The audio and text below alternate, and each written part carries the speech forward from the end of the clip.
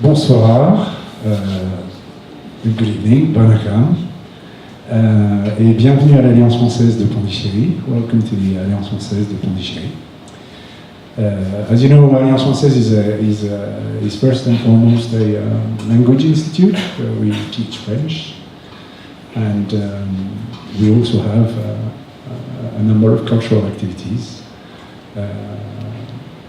This is why this auditorium, this glorious auditorium, was built 3 years ago, and this is where you're sitting tonight to listen to a conference by Professor Brij Kothari on how to get 1 billion people to read every day. I would like to thank him very much for coming to Alliance Française.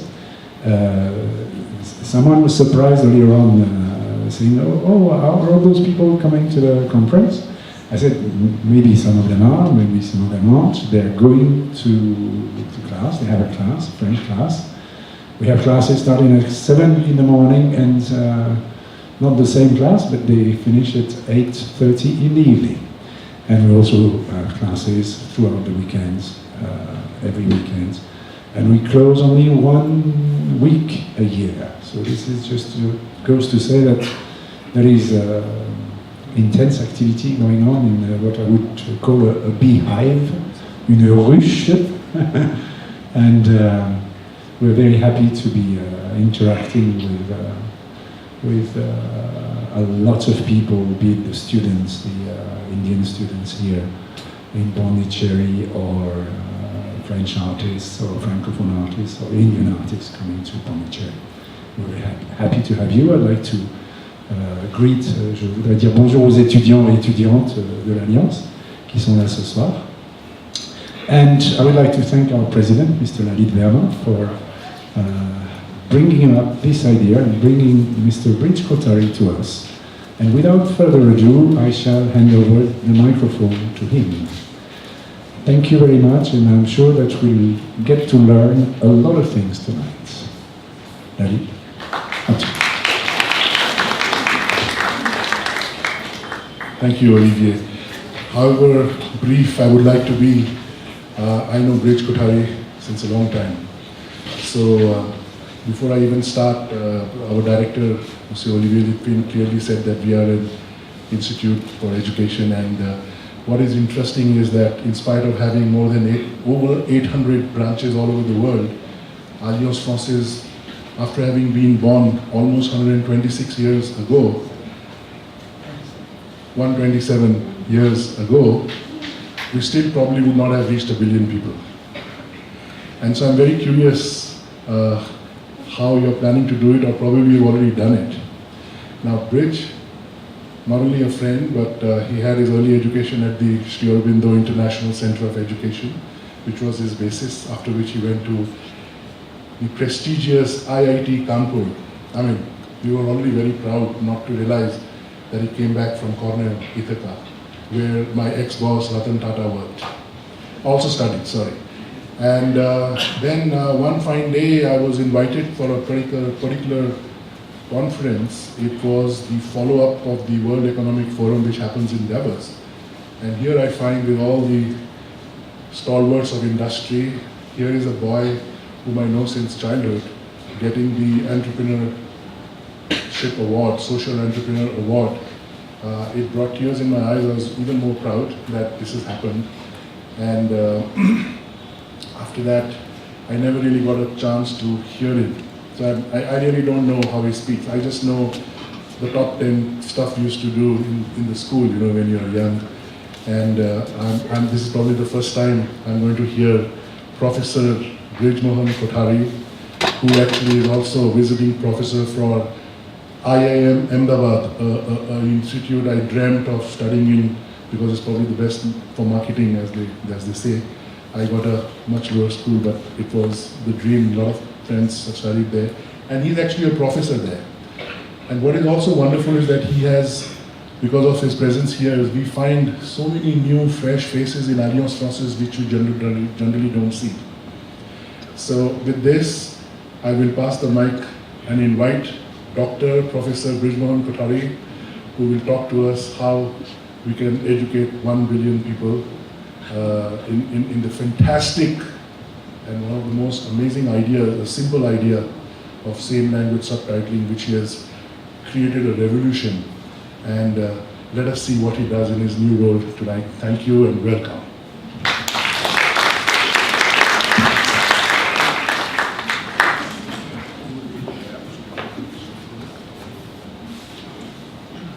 Hello. Vanakkam. Bonsoir. Good evening. Well, this is the nicest Lalit has ever been to me in all the years I've known him. Thank you, Lalit. You also mentioned your boss, Ratan Tata ji, and I think we have enormous respect for him and what he has done in the social space. I would just like to point out just one thing that just came to my mind right now when you mentioned the name, is actually, firstly, no doubt, Tatas have done phenomenally well for the social causes in India. One thing that I think they have also done is given huge grants to Cornell University, MIT. I think they go in the range of 40 million and 60 million, something like that. And I can't help but think that actually if 10% of that can go to very innovative ideas in the country, I'm not saying ours, but it could be ours too. But it could really revolutionize some things, because there are a lot of social entrepreneurs with phenomenally good work and good ideas floating around. And I think a lot of that money could go behind those ideas as well. Okay, how to get 1 billion people to read every day? I think earlier today I was having lunch in the dining room, and Munna, who's here, Gauri Shankar, he said, it better be 1 billion, otherwise he's going to come after me, he said. So I have to live up to that. I hope when I say billion, I really mean it. Maybe 900 million perhaps, Munna, so I'll fall short a little bit, but hopefully you'll be okay with that. All right.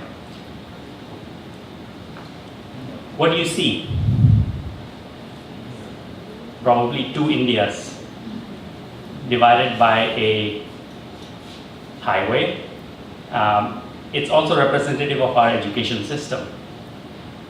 We have on one side the IITs and IIMs, on the other side a vast number of people, and that's the breakup, 70% at least, if not more, to your left. Now, the foundation of education on that side of the highway is not bad, pretty good actually, sometimes exceptional even, and I think all of us are sort of, I think you'd all agree on that other side of the highway. But this side of the highway, 70%, the foundation of education is so weak, it's almost something that unfathomable for many of us.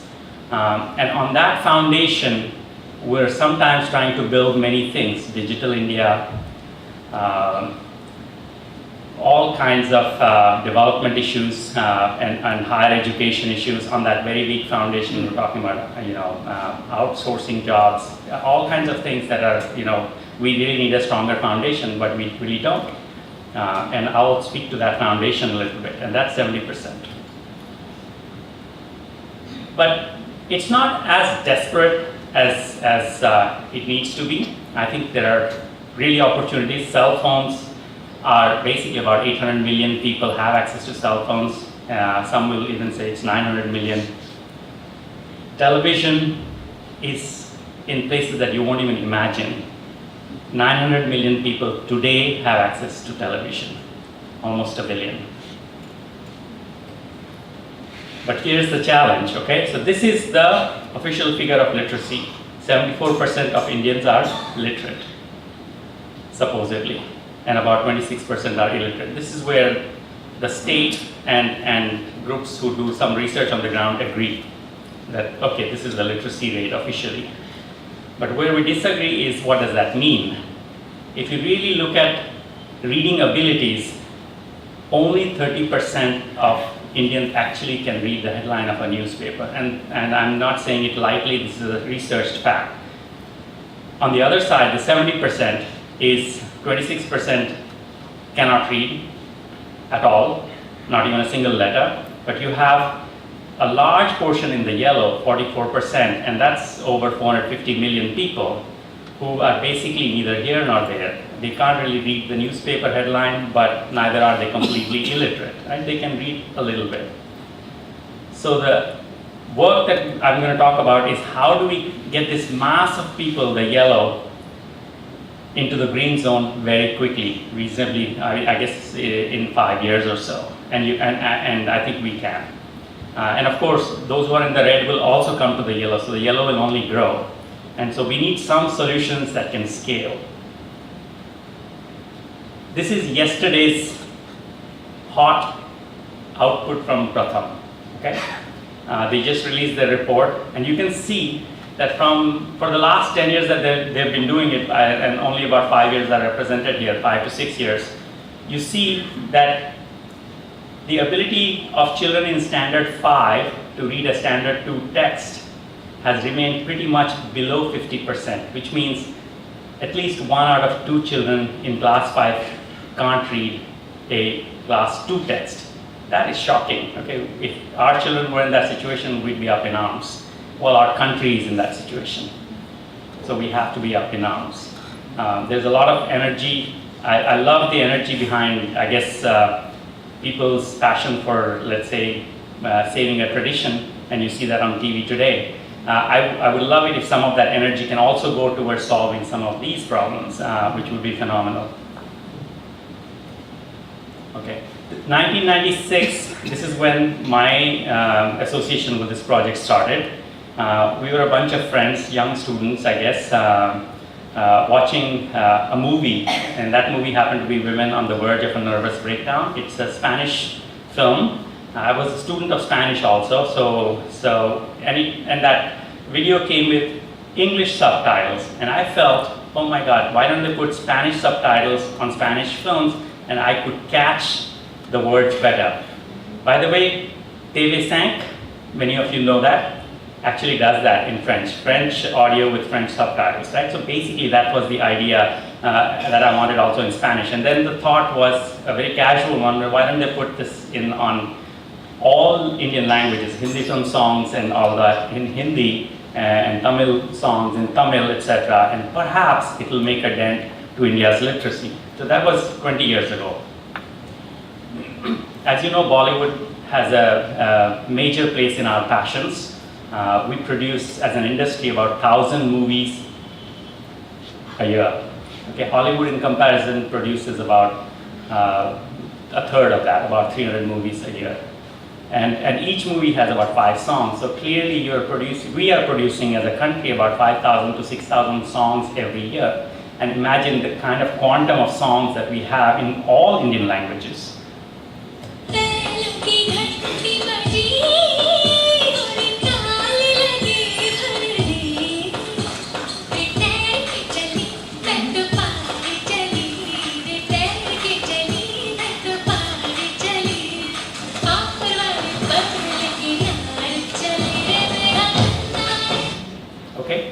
So the idea is extremely simple. We call it same language subtitling. If we subtitle all the songs in all the Indian languages on television, word for word, what you hear is what you read. This is a sample in Hindi. Perhaps it will give those 900 million people who watch television every day at least half an hour of reading practice just without even thinking about it. And I think some of you were probably reading when the text at least turned to English, if you don't know Hindi, but maybe many of you already know Hindi, so you were reading along possibly.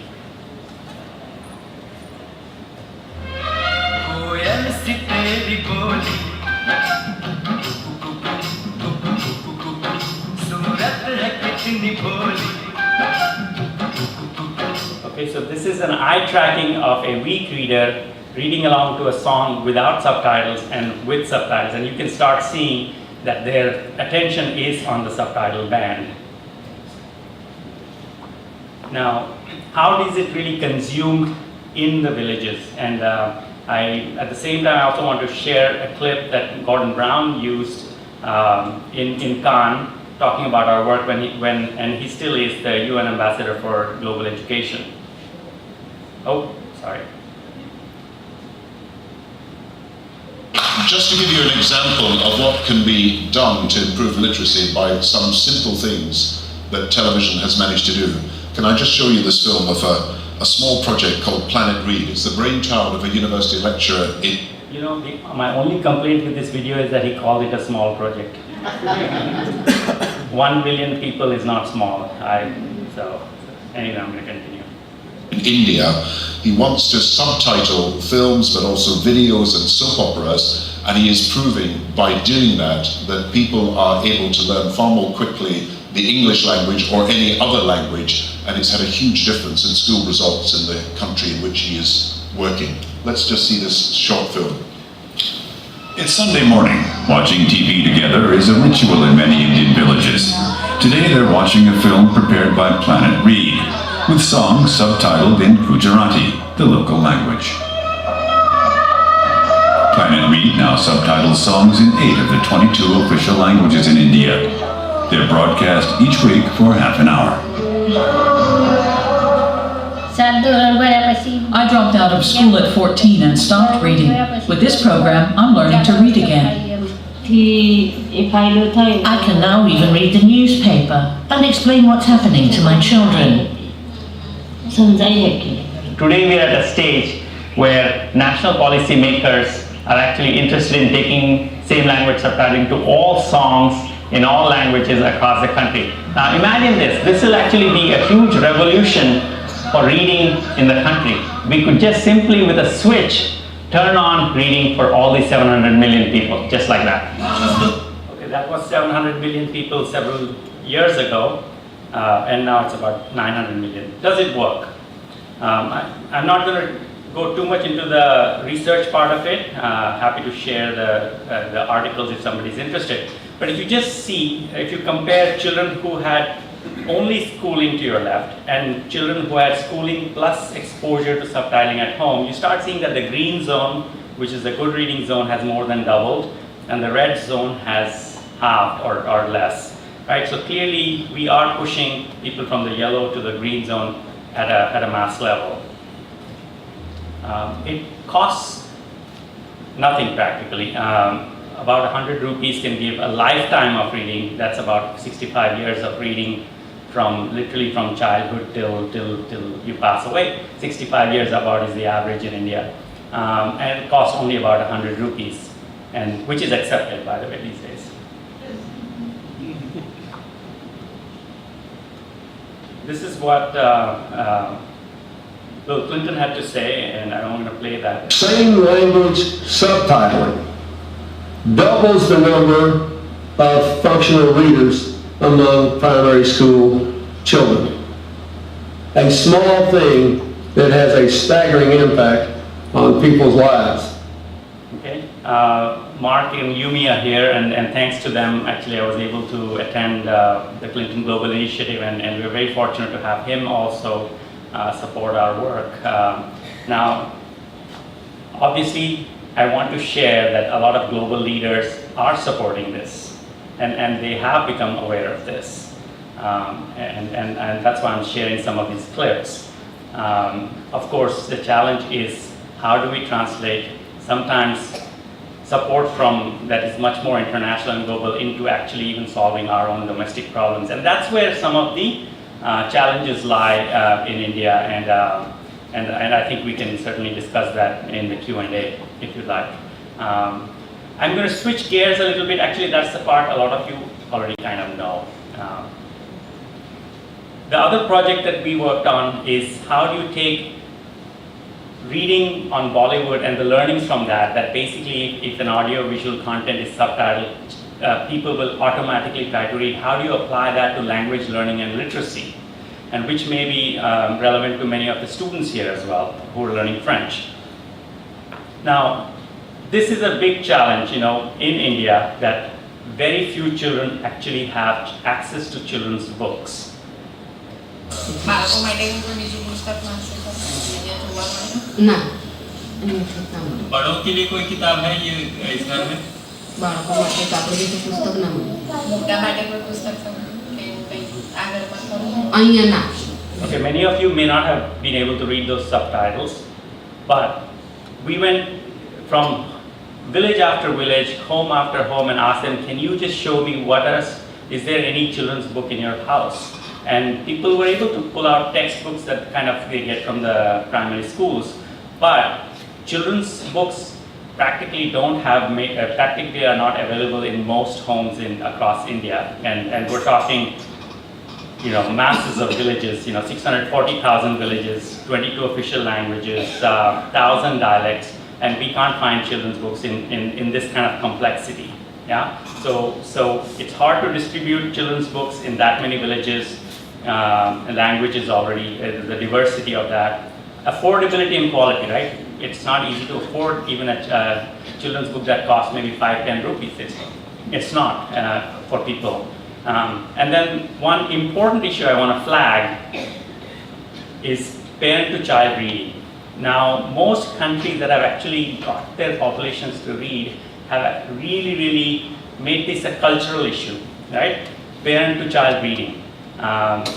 I would just throw it out as a question, how many of us here who are parents, or how many of us who remember our parents having actually read to us, right? It was not part of the culture. They were fantastic parents, but it was just not part of the culture that, you read to your child, right? So there are major cultural shifts that need to happen around children's reading, which is where, of course, big stars have a role to play as well. I'll come back to that. The Whispering Ponds by Deepa Gangwani and Tina Suhani. Maureen was a little girl with big brown eyes. She lived with her parents in a beautiful coconut grove next to a small blue lake.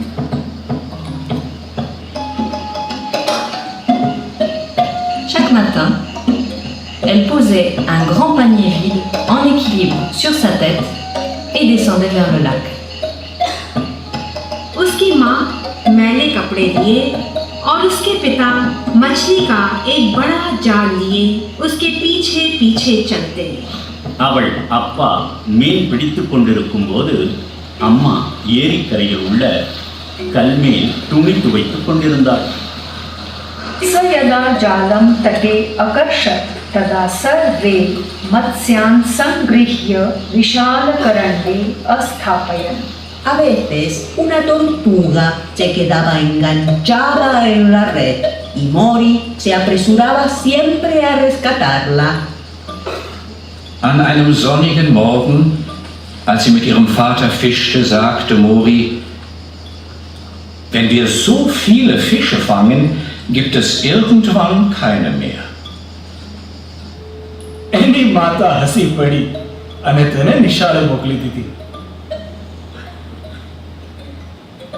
વૃક્ષોની છાયામાં મોરીની માતા. Okay, so you get the idea that actually you can look at a video also as a reading experience. So if you can have animated stories for children where the audio is subtitled in the same language, it can go in any language, right? Easy to convert into any language. That's not all. What you can do is also distribute that content on mobile phones, on televisions, on any screen that you can imagine, right? So the model of print-based reading, which of course is a fantastic model if you can get printed books in the hands of children, clearly that would be superior, but it doesn't scale that easily when you think of the complexity of languages and distribution across 640,000 villages. So this is a model idea in that sense, that you could potentially get children's reading to every child in every language. Does it work? Again, the same questions apply to what we discovered in Bollywood. So here's the sample eye tracking of somebody in Delhi in the slums watching a story with and without subtitles. Oops, sorry.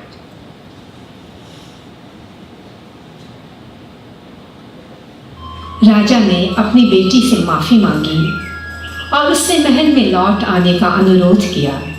Kansari ने अपने पिता को माफ़ कर दिया, लेकिन वह महल में नहीं लौटी। उसने अपने खेतों के पास अपनी झोपड़ी में अपने दोस्तों के साथ खुशी खुशी रहना।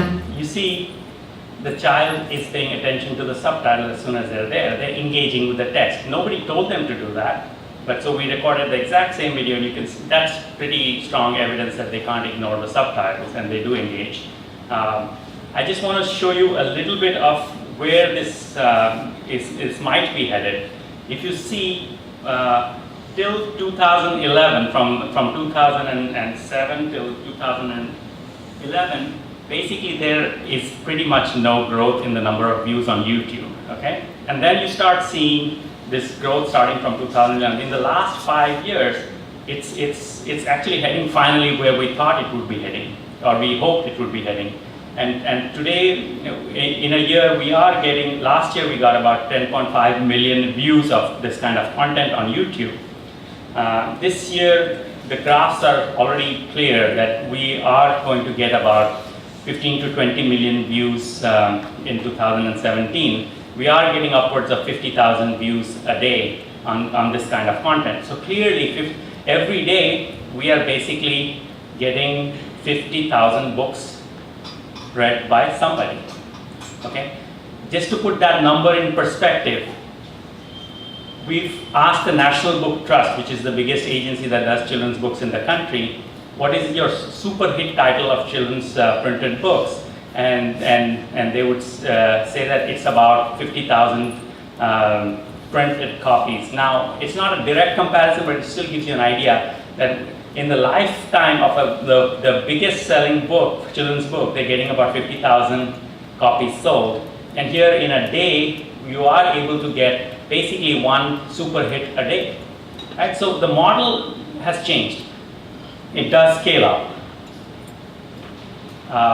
You may not all be able to read the countries that are mentioned there, but where is this content being consumed? About a third or more actually is in India, which is exactly what we wanted. The US is about 10%, the next country. So we're happy about that because that does make the project and the company sustainable as well. And then you start seeing a host of countries, third country being Vietnam, fourth Germany, Pakistan, United Kingdom, Canada, Italy, Turkey, UAE, Saudi Arabia, Brazil, Thailand, Netherlands, Spain, France, Philippines. So now this just shows you it's not just in the developed countries that this is being consumed, it's also being consumed in many, many developing countries.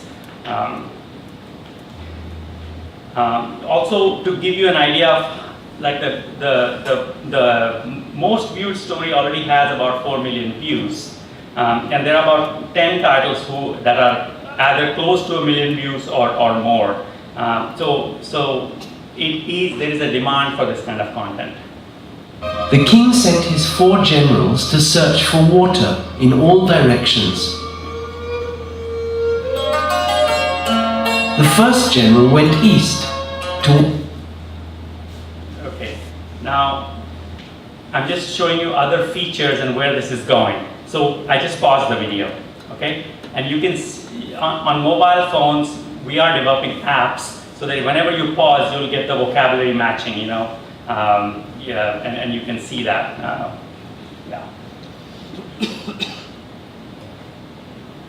The other feature that I didn't mention is that you can actually also record your own voice as well as play the audio slower or faster, right? So depending on your individual learning needs, you can adjust the content in an app. The Prime Minister, I was really fortunate that actually I got invited in Gandhinagar in 2013 to present our subtitling work, and the Prime Minister, well then the Chief Minister, happened to be in the audience. So he heard actually our presentation for about 15 minutes, and then I talked to him as well. And then in his keynote, he kind of made a small reference. ये नौजवान इतने bright है, इतने smart है, इतने quick है, अनेक नई नई चीजें हमें देते हैं और उसको फायदा होता है। अब जैसे हमारे प्रोफेसर साहब अभी कह रहे थे कि इनोवेशन का काम होना चाहिए. Okay, so we are truly honored that he did you know, take note of the idea, and I just have to find a way to now remind him of that conversation, and this is where I count on people like the president of Alliance Française here, because and I have to tell you this story, because really it takes many more than one person to do anything, right? You need people to join forces. And I tell you something that probably he didn't expect I would talk about, but Lalit has an amazing talent that maybe most of you know, but some of you may not. He can strike up a friendship with an unknown person just like that. And I saw the evidence of it in the India Economic Forum. All these hotshot CEOs were there, and then suddenly this young man in clearly a politician walks, and there are many people around him, and they're just, and clearly he was the center of some, you know, he was, I guess, a minister, and Lalit just goes straight to him, holds him on the shoulder, stops him like that, and says, you know, our country needs young people like you. And he was surprised, who is this guy? And I asked him later, who is he? He said, you know, I will find out. And then I found out who that guy is. It was Jyotiraditya Scindia, right? But his ability to kind of make that friendship with that kind of confidence, that's what I need him for, to actually catch the Prime Minister like that one day. And tell him, hey, by the way, you remember that conversation? Okay. Now, when people at the top do sometimes something like reading a children's book, it makes a huge difference in promoting that kind of reading culture. And in that regard, I think both Barack Obama and Michelle Obama are really, you know, worthy of our admiration. And here he's reading this wonderful book, Where the Wild Things Are. And he made this comment in, I think, in last week's, in an article in New York Times. At a time when so much of our politics is trying to manage this clash of cultures, the role of stories to unify as opposed to divide, to engage rather than to marginalize, is more important than ever. The power of stories to unify, I thought is phenomenal, and he's given voice to that feeling that I'm sure most of us here have. Okay, I'm going to open it up to questions. Thank you.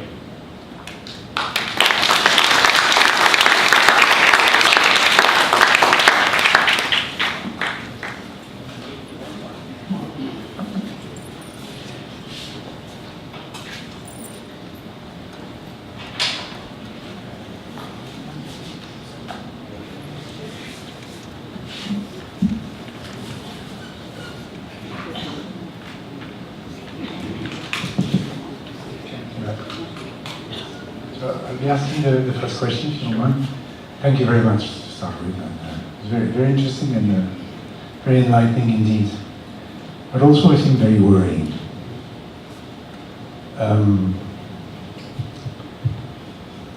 So I saw a Scottish politician, British, the former president of the United States. And I was glad to see your current Prime Minister. But apparently you need to remind him that these initiatives exist. My question is, how come that this question of literacy is not the #1 national cause in India? Where not the people themselves, not the personalities. Why isn't it public policy? Is there a hidden agenda? Would it be dangerous if everybody in India knew how to read?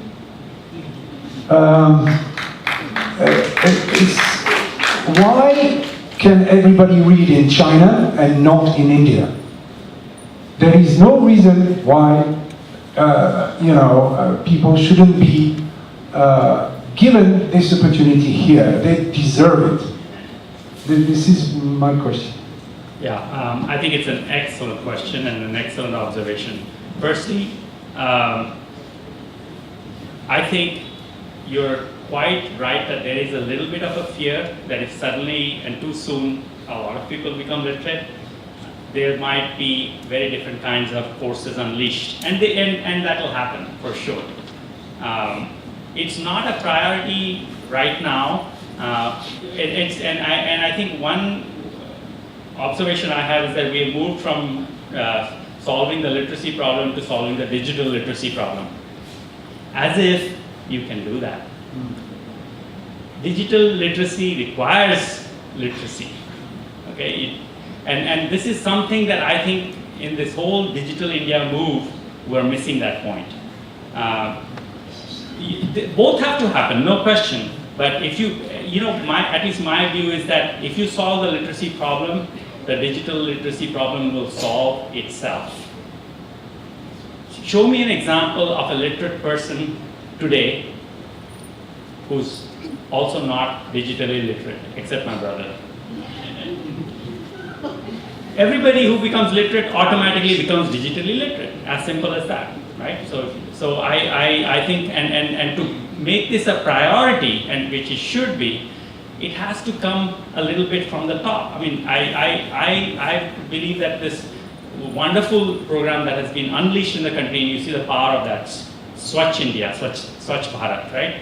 Fantastic. I mean, finally something like that, sanitation and hygiene has really bubbled up, at least in as an idea, as a major issue. Similarly, I think I would request certainly the Prime Minister or certainly the Minister for Human Resource Development to take up these issues of basic education. Minister after minister after minister, and this is across governments, okay, has always tried to solve the problem of higher education in the country. Actually, the higher education problem, there is nothing to solve. We are doing pretty okay. It's the basic education where we haven't yet. I was thinking of something when you rightly mentioned, I think that, so that there are young people who are out on the street for a very legitimate cause and so on and so forth. But some of this energy could also be devoted to that. Why a scheme like, that would kind of make those bright young Indians go out to the countryside and take up education for 3 months, in their lives. Could just very easy to finance, and would, I think, also unify the territories, and and would be quite a challenge, and people would identify also more with the overall community. Yeah. And I think that could cost virtually nothing, and be of and to finish with that, because I don't want to monopolize the mic, but I think that some literate people. It doesn't mean that because you give literacy to people, your power is threatened. I mean, today is the inauguration of Donald Trump. He's been elected by a very literate constituency, so I mean, they need not fear anything. Yeah. Somehow Donald Trump always comes up these days. And I think that will be a whole different talk. I'm sure many of you will have many views on. So, any other questions? Couple of them.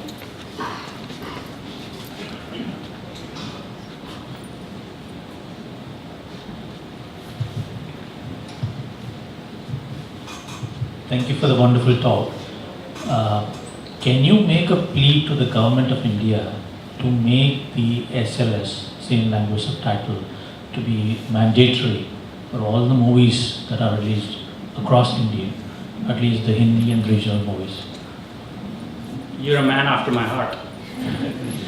Clearly, that's exactly what we would like, is for policy, which is Prasar Bharati, that makes policy for broadcast in India, radio and television, to just even as a recommendation, if not mandatory. Okay, sometimes you make things mandatory, then there's a whole backlash. Even as a recommendation, at least on all Doordarshan channels, which of course they are losing their popularity, but still a lot of people watch, and it also makes a statement nationally. And if just somebody at the top kind of says, no, it would be nice to make India literate, and all the private channels please collaborate, yeah, they would do it, if it comes from the top. All the private companies today are participating in Swachh Bharat because the Prime Minister wants it, right?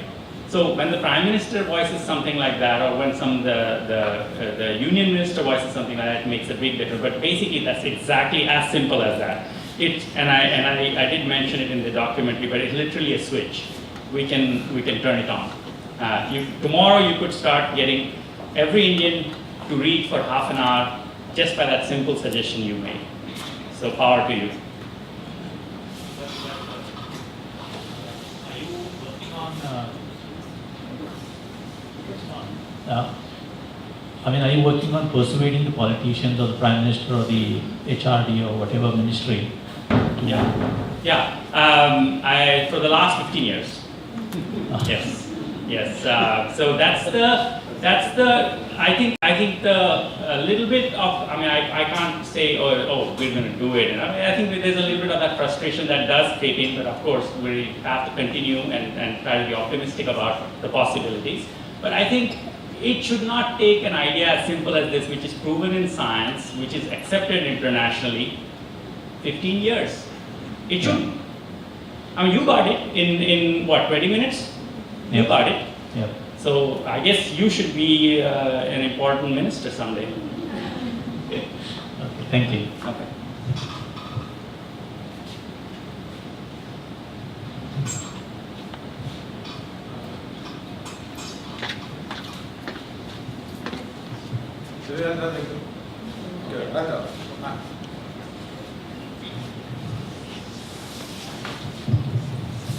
Well, I'm very cynical. I believe that the politics have very much to do with education.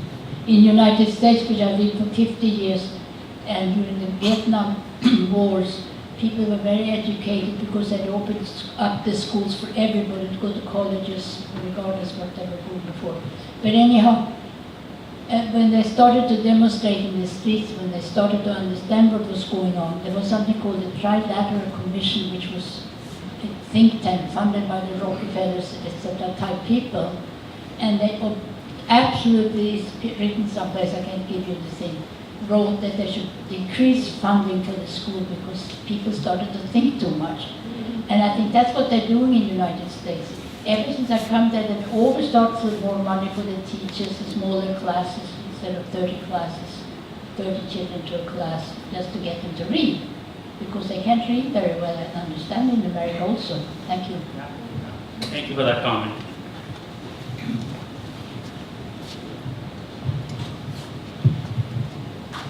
And if you could just pass the mic behind 2 rows after you're done. Yeah. My question is regarding the ability to be able to read using SLS. I think are you saying that even people who are completely unable to read, don't even recognize letters, they would also be able to read doing that? Because I was wondering, let's imagine an adult illiterate in India who cannot even read the letters. Would that person be able to read just by seeing the subtitles, or you're talking about just the weak literates? And the second thing that I was thinking is, one important thing is that in families, even when children are going to schools, they are unable to, in government schools, the rate of ability to read is really, really poor. And they don't have that kind of support around in the house. So one important factor is the cultural change. How will it happen, do you think, if with this kind of...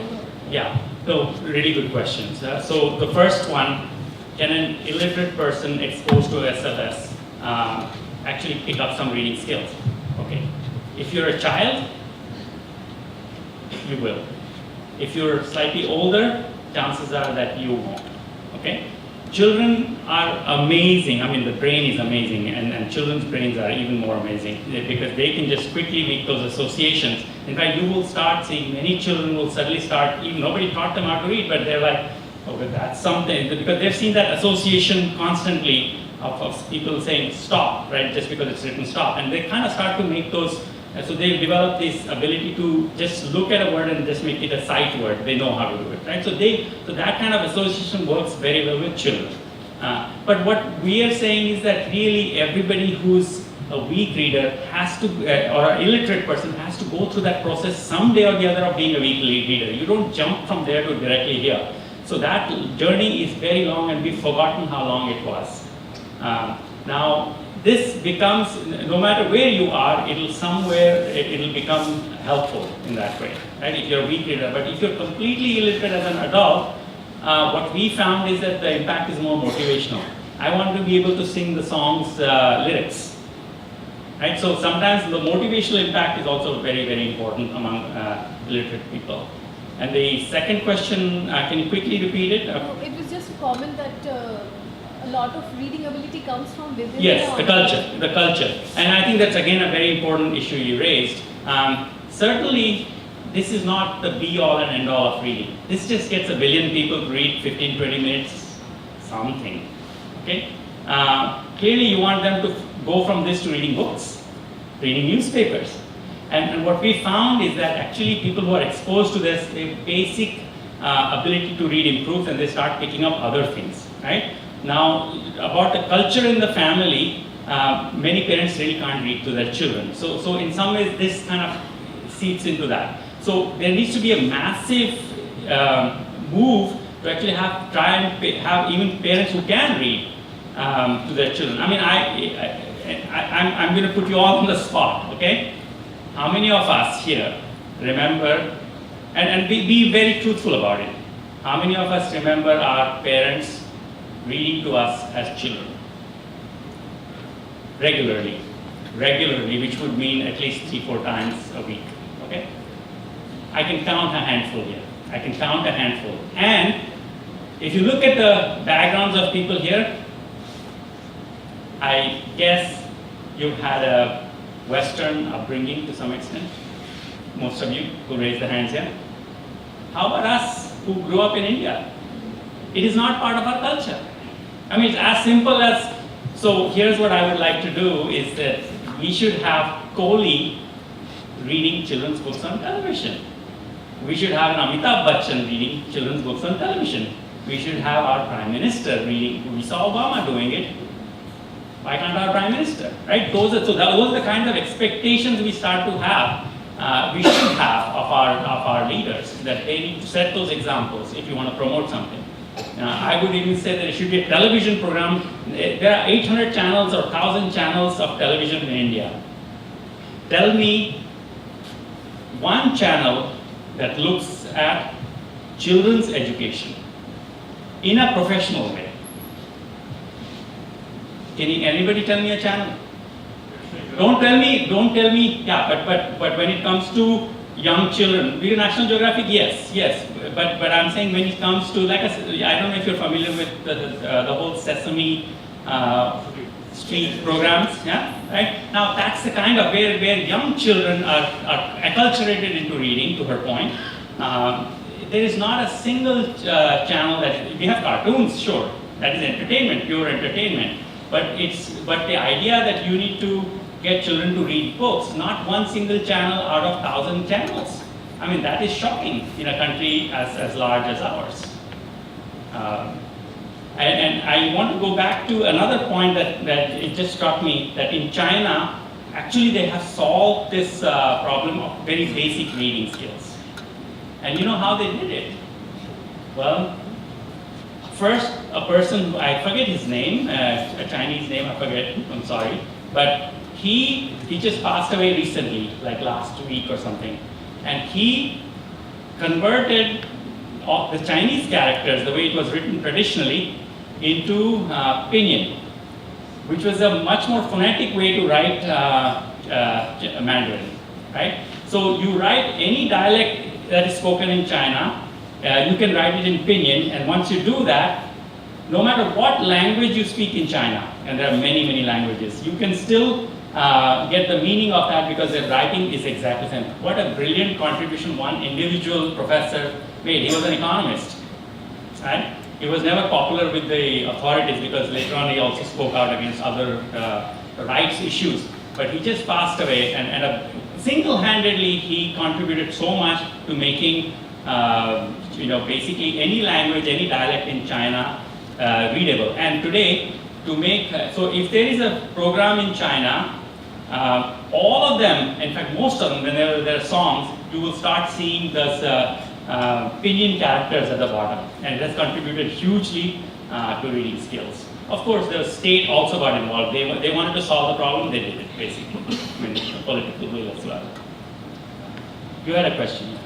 Yeah, I have a couple of them.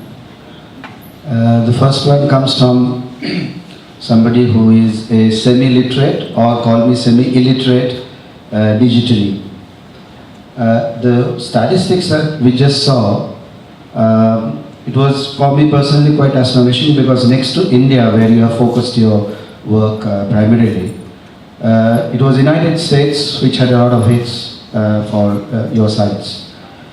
Now, the question is simple. How much of this, is there any way to know that how many of these hits are basically for the purpose for which you have designed them, that's, to develop reading skills, and how many probably, use these sites purely for the entertainment purpose because the stories are rather entertaining? Both, and our purpose is also dual. So for people in India, our goal was to more literacy, but we also know that once you start reading, you start to become vocabulary, so there's a lot of language learning that also happens along the way. But in the US, you're right, most people are looking at it for language learning. Apparently all our content, most of the popular content is in Spanish, popularly viewed content there is in Spanish. In Germany, it's in German. In India, it used to be English, and we are very happy now it's actually become Hindi now, by far. By far, the views in India are becoming Hindi. Now, I would say the major other Indian languages is less, partly because I guess it's not that known, but it has already caught on into the Hindi speaking, students generally, I think, but also adults who watch children's content to actually learn the language. So it's both.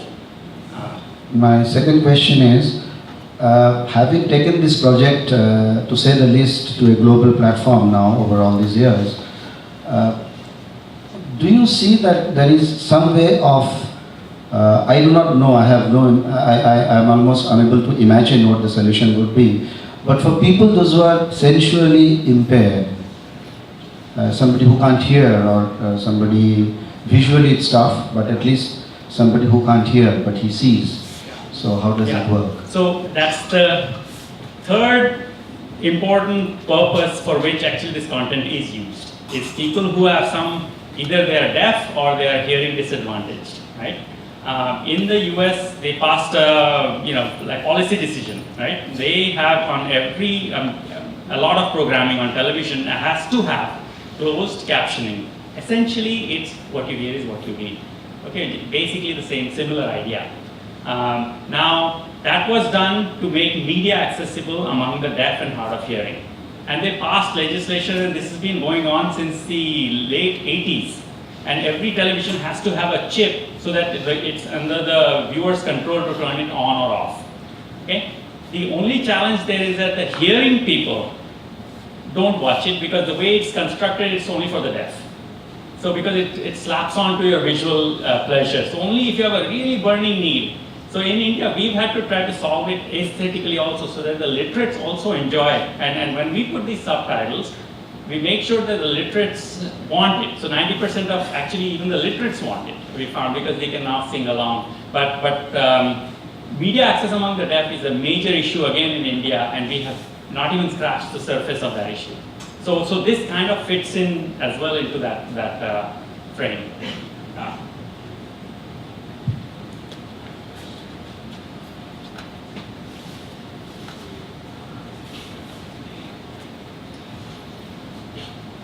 such a wonderful presentation by you. Basically, I belong to very like a slum area.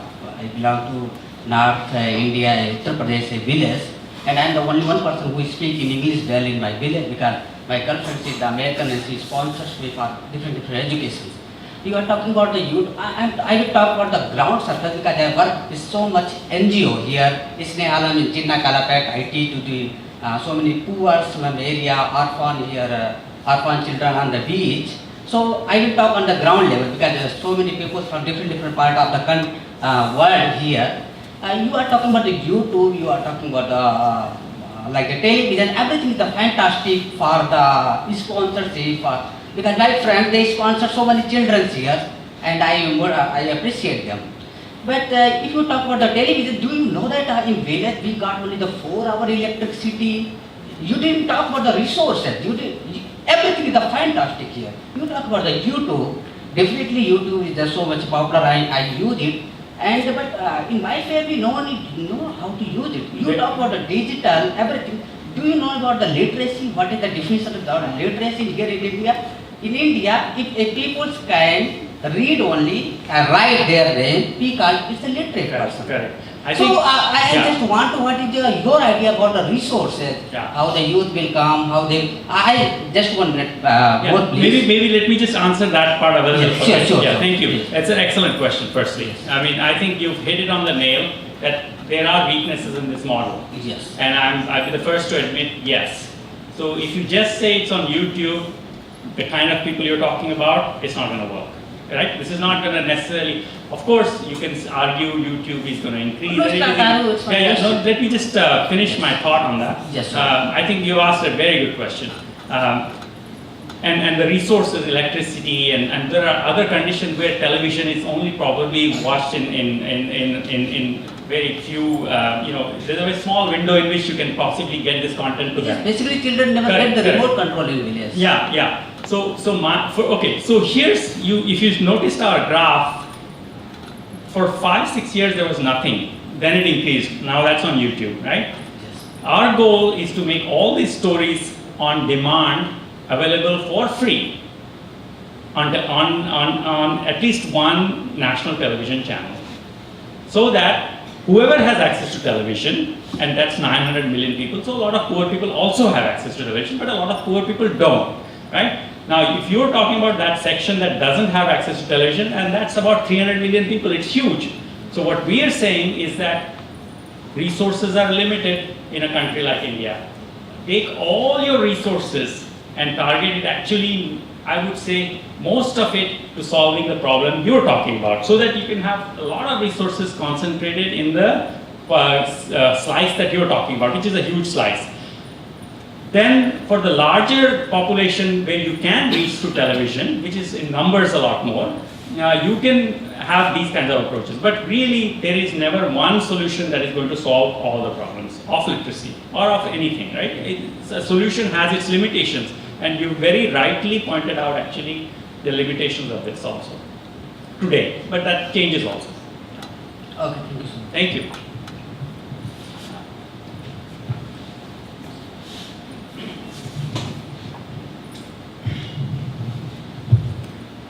Hello, sir.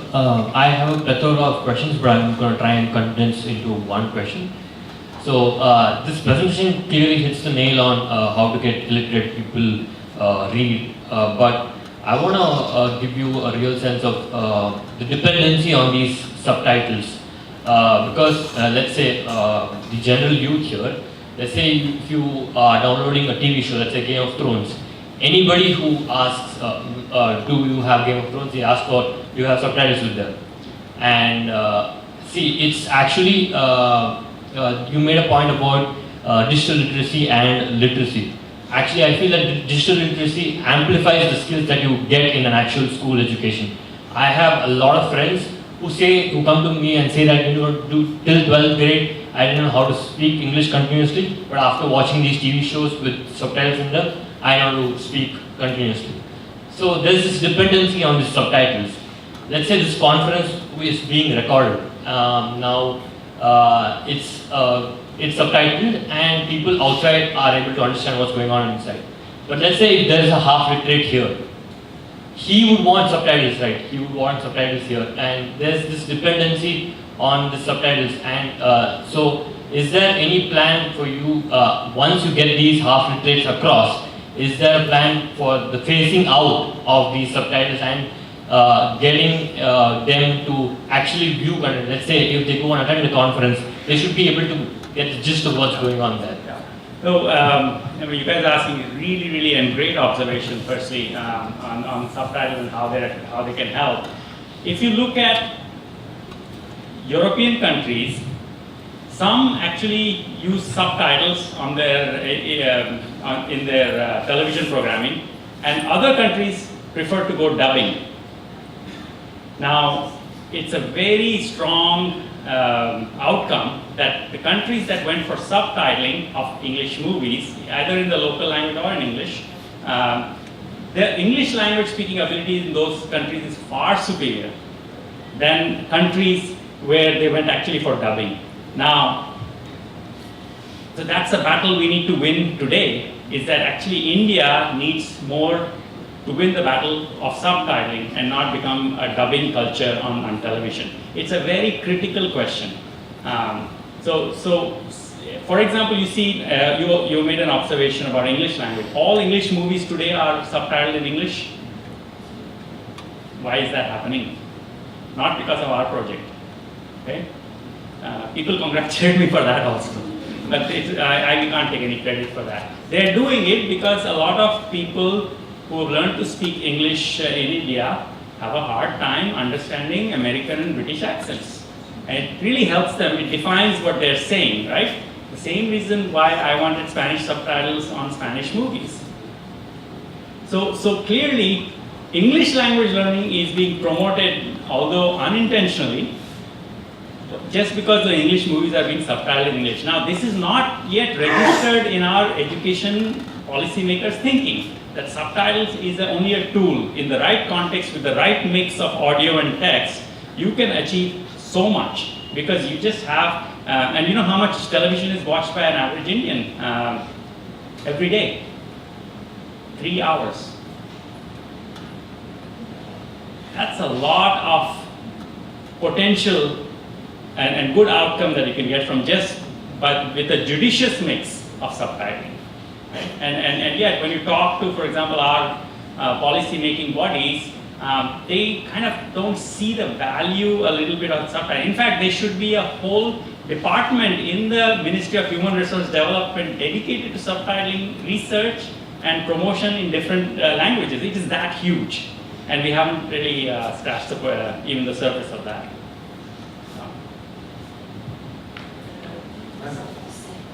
Ah oui, ça va, je comprends.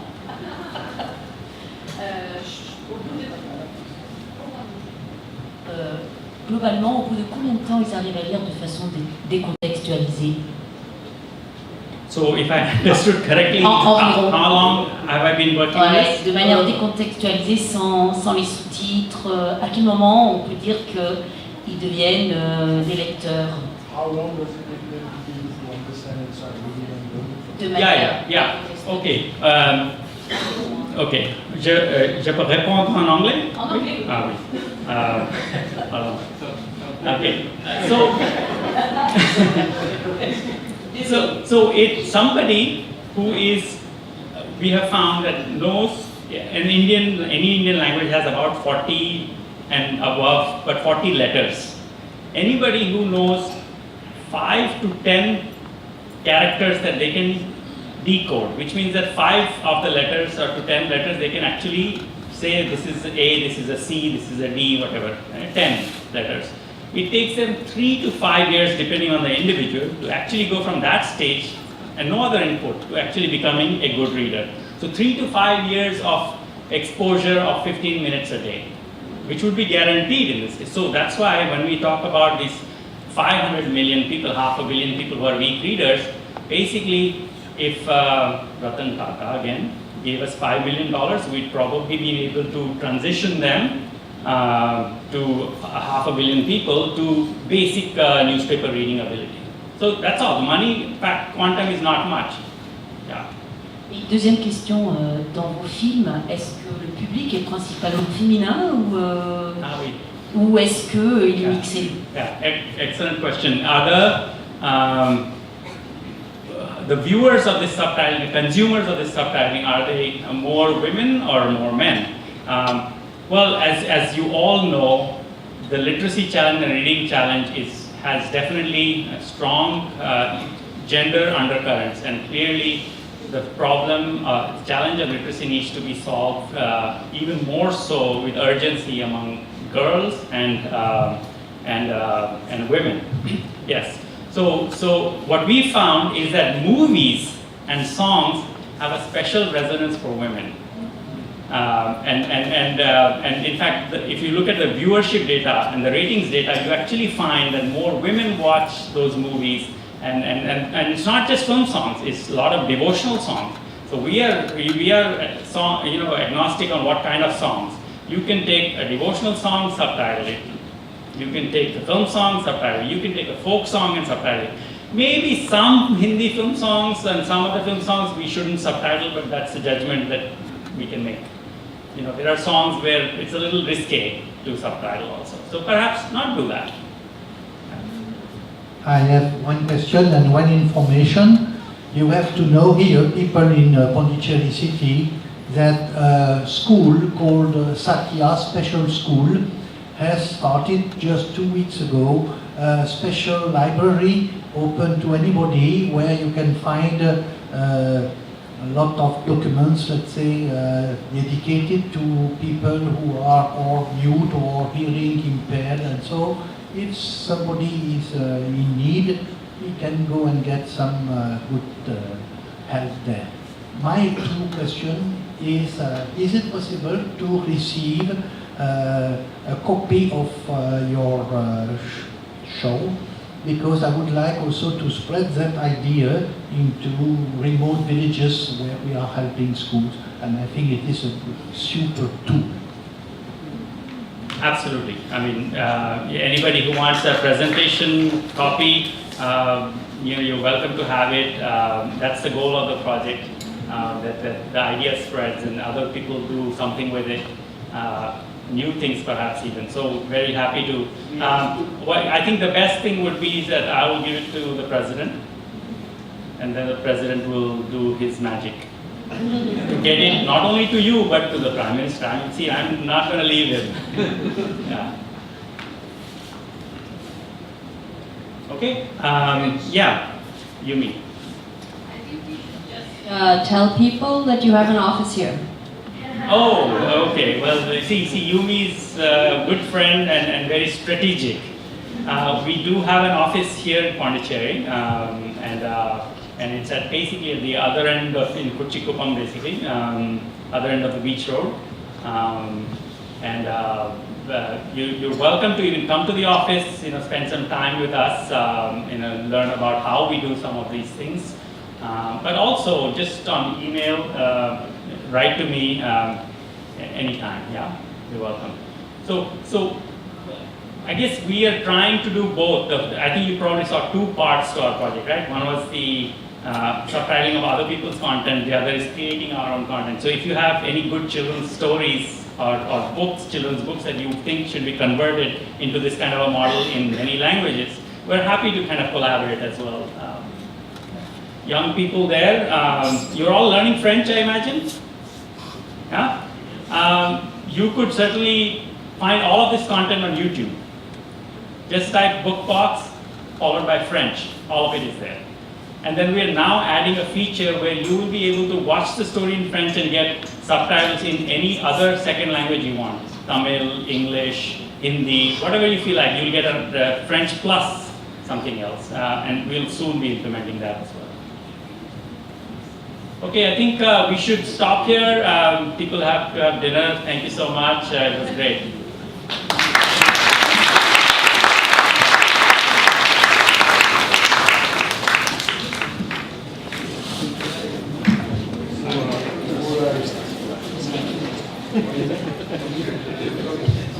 Okay, so before I thank Brij Mohan, I want to definitely mention that what a fantastic audience. We have Bahuji with us, we have Srimati Jaya now, and the students asked fantastic questions. Actually, you all have been an excellent audience. And you have matched up the excellent talk. I'm very inspired by what you said to us today. I've never heard you before. But let me tell you, you had an excellent audience and you spoke excellently. And I have to match him by being an excellent president. So what do I have to do? So what I generally do is, with my limited capacity, try to take at least one or two things from the talk.